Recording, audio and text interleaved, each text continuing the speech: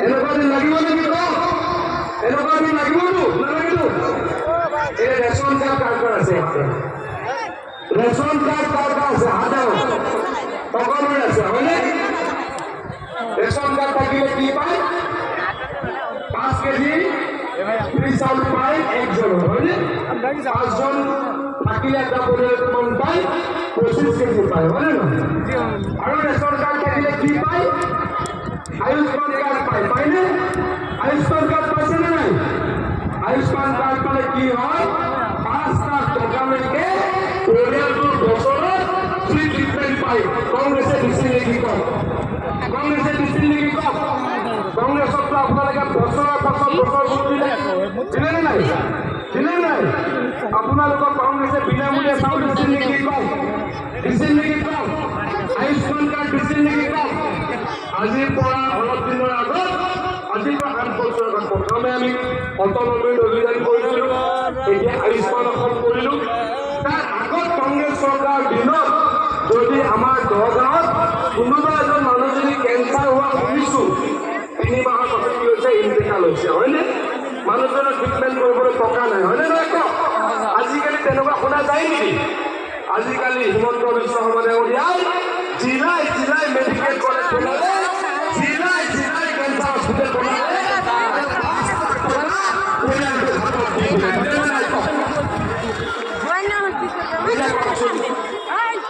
আৰু কি পায়? ৰেচন কাৰ্ড থাকিলে কি পায়?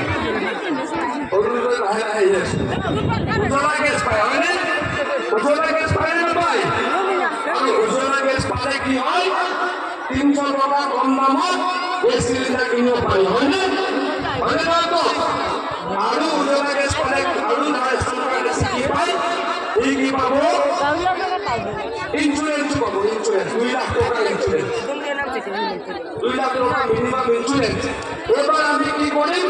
আমার বহুতো মানুষ ইন্স্যুরেন্সের প্রিমিয়ামটো নিদিয়ে 20 টাকা 25 টাকা। এবার অসম সরকারে, হিমন্ত বিশ্ব শর্মা সরকারে যার রেশন কার্ড আছে তার প্রিমিয়াম সরকারের পৰা দি দিম আৰু আপোনালোকে বিপদ পৰিলে 2 লাখ 2.5 লাখ টকা 3 লাখ টকা কি পাব? ইন্স্যুরেন্স পাব। এই কিমান কাম কৰিলে কওকচোন? কিমান কাম কৰিছিলে নাই কওক? এটাও কংগ্ৰেছৰ দল আছিল নেকি কওক? কংগ্ৰেছৰ দল নাছিল। অৰুণোদয় কিমানে পায়? অৰুণোদয় কিমানে পায়? অৰুণোদয় পায় ঠিক আছে। যিসকলে নাপায় অহা 1 বছৰত সকলোকে মামাই কি দি দিব? যাৰ ঘৰত ৰেচন কাৰ্ড আছে সকলোকে এটা এটা অৰুণোদয় দিব। লাগিব নালাগিব? অৰুণোদয় লাগিবতো নে সুদা কম্বল আঁঠুৱা লাগিব? অৰুণোদয় নে সুদা কম্বল আঁঠুৱা? অৰুণোদয় লাগিব নে সুদা কম্বল আঁঠুৱা লাগিব?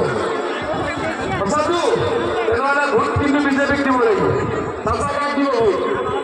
বিজেপিক দিবতো? সঁচা দিবতো? তেতিয়াহ'লে আৰু সহায় কৰিম আৰু কাম কৰিম। আপোনালোকক আপোনালোকৰ ইয়াৰ পৰা মৌ খুলিলে কিমান দূৰ? আমাৰ যে মেডিকেল কলেজ আছে মৌ খুলিলে কিমান দূৰ? 10-15 কিলোমিটাৰ হয়নে? তাত মেডিকেল কলেজ হৈ গ'ল হয়নে? এতিয়া সুবিধা হৈছে নে নাই? মানুহৰ ট্ৰিটমেণ্ট হ'লে তাতে ট্ৰিটমেণ্ট কৰিব পাৰে। সুবিধা হৈছে নে নাই? তাতে কেঞ্চাৰ হস্পিটেল হৈ আছে হয়নে? কংগ্ৰেছে বনাইছিল নেকি? কংগ্ৰেছে কৰিছিল নেকি কওক? আমাৰ নগাঁও জিলাত প্ৰায় সংখ্যক বনাইছে। ভোট কাক দিছিল? কংগ্ৰেছৰ পৰা এই দেৱৰটো কাম নহয়। এই কেতিয়াবা চৰকাৰ বনাব পাৰিব নেকি? পাৰিব নেকি কওক? আকবৰ চাহাবে কেতিয়াবা চৰকাৰ বনাব নোৱাৰে পাৰিব? কংগ্ৰেছে বনাইছে। এই মেডিকেল কলেজ বনালে নেকি কওক? বনালে নেকি কওক? গোলাঘাটত হৈ আছে, বিশ্বনাথ চাৰিআলিত হৈ আছে, লখিমপুৰত হৈ গ'ল, ধেমাজিত কাম চলি আছে, তিনিচুকীয়া আৰম্ভ হৈ গ'ল, শিৱসাগৰৰ কাম আৰম্ভ হৈ গ'ল। এনেকৈ অসমত এতিয়া আমি 18খন মেডিকেল কলেজৰ কাম চলাইছোঁ বা শেষ কৰিছোঁ। আৰু 2খন উজাই আৰু আমাৰ মাজুলী অতি সোনকালে হ'ব বুলি মামাই মুখ্যমন্ত্ৰী ডাঙৰীয়াই ঘোষণা কৰিছে। এতিয়া মেডিকেল কলেজ লাগিব নালাগে কওক? মেডিকেল কলেজ নাথাকিলে কি হয়? বহুত অসুবিধা হয় হয়নে?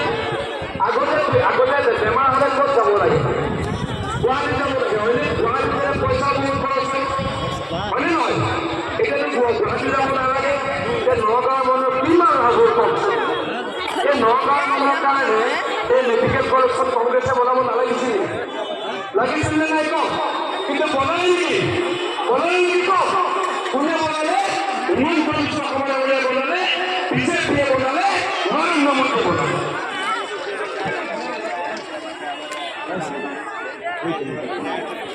বাবা এবাৰ ভোট দিলে সকলো ঠিক কৰিম যিমানখিনি পাওঁ কৰিম ভোট দিব কোনোবাই চিনি পায় নেকি কোনোবাই চিনি পায় নেকি কোৱা হয় কোৱা হয় মাৰ্ঘেৰিটা কিয় মাৰ্ঘেৰিটা খেলা খালে কওকচোন মাৰ্ঘেৰিটা দুবাৰ হাৰি খেলা খাই আছে ইমান বিলাতী মানুহ আমাৰ নিচিনা সাধাৰণ মানুহ নহয় হয়নে কুকুৰক ইংলিছত কথা কয় আমি ক'ত কুকুৰক ইংলিছত হয়নে নহয় আমিতো কুকুৰক ইংলিছত কথা ক'ব নোৱাৰো আমি সাধাৰণ মানুহৰ লগত থাকিম সাধাৰণ মানুহৰ লগত আছো আপোনালোকৰ লগত থাকি একেলগে কাম কৰিম প্ৰতিশ্ৰুতি দিছো আপোনালোকে লাহৰীঘাটত কাৰোবাৰ চিনাকি আছে নাই চিনাকি আছে বংশ পৰিয়াল আছে লাহৰীঘাটৰ মূল সমস্যা কি আছিল কোনোবাই জানেনে বানপানী আৰু গৰাখহনীয়া কংগ্ৰেছে 70 বছৰত কৰিব নোৱাৰিলে আৰু মই জনসম্পদ মন্ত্ৰী হৈ হিমন্ত বিশ্ব শৰ্মা ডাঙৰীয়াৰ আশীৰ্বাদত 6 মাহত 60 কোটি টকাৰ মথাউৰি লাহৰীঘাটত বনাই বানপানী চেছ কৰি দিলোঁ আৰু এই বছৰ 350 কোটি টকা অকল লাহৰীঘাটলৈকে আনি গৰাখহনীয়াৰ কাম আৰম্ভ কৰিলোঁ লাহৰীঘাটৰ মানে ভোট লাগিছে লাহৰীঘাটৰ মানে ভোট কাক দিছিলে কংগ্ৰেছকে দিছিলে নহয় আমাকতো দিয়া নাই ভীমৰ মানে আমাক ভোট দিছিল নেকি কেতিয়াবা ভীমৰ মোৱামাৰী বুলি এটা জেগা আছে নাম জানেনে মোৱামাৰীত 6 বছৰ আগৰ বছৰ গোটেই মথাউৰি ভাগু হৈছিলে হয়নে যদি ভাঙিলে হয় ভীমলৈকে পানী আহিলে গোটেই ভীম মৈৰা পানী চেছ হৈ গ'ল দিনে ৰাতিয়ে কাম কৰাইছো আৰু বানপানীৰ পাছতে 38 কোটি টকা দি তাত গৰাখহনীয়া প্ৰটেকশ্যনৰ কাম কৰি দিলোঁ ভীমৰ ৰাইজেতো ভোট দিয়া নাই লাহৰীঘাটৰ ৰাইজেতো ভোট দিয়া নাই ৰাইজেতো ভোট দিয়া নাই চামগুৰি ৰাইজেতো ভোট দিয়া নাই আমি একেবাৰে মায়াঙৰ পৰা লাহৰীঘাট হৈ চামগুৰি হৈ শিৱসাগৰলৈকে গোটেই মথাউৰি ৰাস্তা পকা কৰিলোঁ কৰিব নাই কওক আপোনালোক কোনোবা কৈছে নেকি তোমালোক কৈছে নেকি আগতে যাব পাৰিছিল নেকি আগতে মথাউৰি গাড়ী চলিছিল নেকি এতিয়া কোনে চলালে গাড়ীত মথাউৰি গাড়ী হিমন্ত বিশ্ব শৰ্মা ডাঙৰীয়াই চলালে আৰু আমি কৰিলোঁ কৰিব নাই কওক এই যে 150 কিলোমিটাৰ প্ৰকাণ্ড ৰাস্তাটো তাৰ কাৰণে সকলোৱে কাৰ সকলোকে মুছলমান ৰাইজৰ হয়নে নহয় এনে কওক কি নাই কওক মুছলমান ৰাইজে কি কৰা নাই কওক